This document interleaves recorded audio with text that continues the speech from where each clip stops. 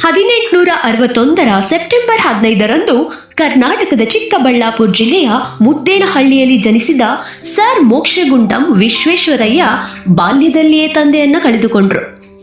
ಆರ್ಥಿಕ ಸಂಕಷ್ಟಗಳ ನಡುವೆಯೂ ಅವರು ಶಿಕ್ಷಣವನ್ನ ಬಿಡಲಿಲ್ಲ. ಹಗಲು ಓದು, ಬಿಡುವಿನ ವೇಳೆಯಲ್ಲಿ ಮನೆಪಾಠ ಮಾಡಿ ತಮ್ಮ ವಿದ್ಯಾಭ್ಯಾಸವನ್ನ ಮುಂದುವರಿಸಿದ್ರು. ಅವರು ತಮ್ಮ ಕಷ್ಟವನ್ನ ನೆಪವಾಗಿಸಿಕೊಳ್ಳಲಿಲ್ಲ.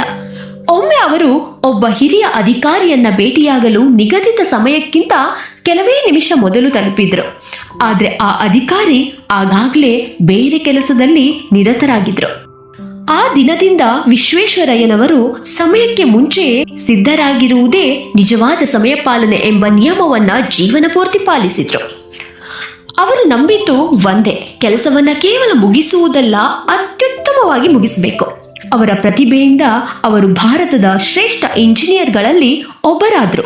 ಕೃಷ್ಣರಾಜ ಅಣೆಕಟ್ಟು ಸೇರಿದಂತೆ ಅನೇಕ ಅಭಿವೃದ್ಧಿ ಯೋಜನೆಗಳಿಗೆ ಅವರು ಮಹತ್ವದ ಕೊಡುಗೆ ನೀಡಿದ್ರು. ಮೈಸೂರು ಸಂಸ್ಥಾನದ ದಿವಾನರಾಗಿ ಶಿಕ್ಷಣ, ಕೈಗಾರಿಕೆ ಮತ್ತು ಅಭಿವೃದ್ಧಿಗೆ ಹೊಸ ದಿಕ್ಕು ನೀಡಿದ್ರು. ಅವರ ಜನ್ಮದಿನವಾದ ಸೆಪ್ಟೆಂಬರ್ 15ರಂದು ಇಂಜಿನಿಯರ್ಸ್ ಡೇ ಆಗಿ ಆಚರಿಸಲಾಗುತ್ತೆ. ಪ್ರತಿಭೆ ಯಶಸ್ಸಿನ ಆರಂಭವಾಗಬಹುದು, ಆದರೆ ಶಿಸ್ತು, ಸಮಯ ಪಾಲನೆ ಮತ್ತು ನಿರಂತರ ಪರಿಶ್ರಮವೇ ಯಶಸ್ಸನ್ನ ಶಾಶ್ವತವಾಗಿಸುತ್ತೆ.